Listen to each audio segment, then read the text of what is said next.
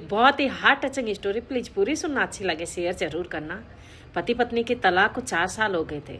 पति की दिनचर्या तो वही थी जो तलाक से पहले थी, पर जैसे ही वो शाम को लौटता तो उसको उसकी पत्नी की हर वो अच्छा याद आती, उसकी हंसी याद आती जो उसे रात को चैन से सोने नहीं देती थी। एक दिन वो ऑफिस से लौट रहा था, तभी एक सड़क किनारे फटे हुए कपड़ों में एक बेबस औरत बैठी हुई दिखी। तो वो उस औरत के पास जाकर बोला, क्या आपको हेल्प की जरूरत है? तभी उस औरत ने चेहरा ऊपर किया तो वो धक रह गया देखकर।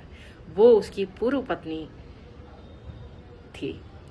तब उसने कहा, तूने ये क्या हाल बना लिए? तभी पत्नी ने कुछ नहीं बोला। फिर दोबारा पूछा कि तूने ये हाल क्या बना लिए? तभी पत्नी ने हाँफते हुए होठों से आंखों में पानी लिए हुए बोली कि शायद उस दिन मैं बात को आगे नहीं बढ़ाती तो मेरे ये हाल नहीं होते। सोचा था तलाक के बाद माँ सहारा देगी, पर माँ ने तो मेरे घर के साथ साथ मेरा दिल भी तोड़ दिया।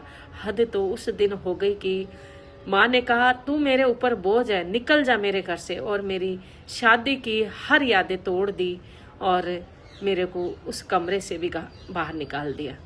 तभी पति के आंखों में आंसू आ गए और कहा, अरे पगली, गलत मैं भी तो था, तू अकेली गलत थोड़ी थी।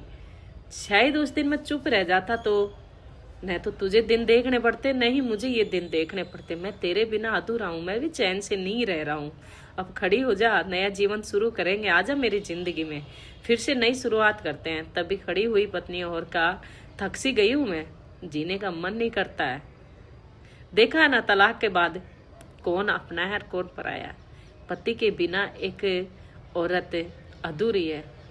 तभी दोनों गले मिले और दोनों के आंखों से आंसू के धार बहने लगे और दोनों अपने नए जीवन की शुरुआत करने अपने मंजिल की तरफ चल दिए।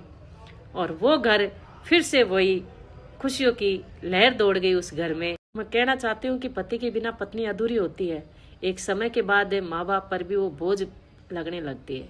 तो अपने घर को, छोटे मोटे झगड़ों को घर में ही सुलझाकर अपने पति के साथ खुशी से रहो।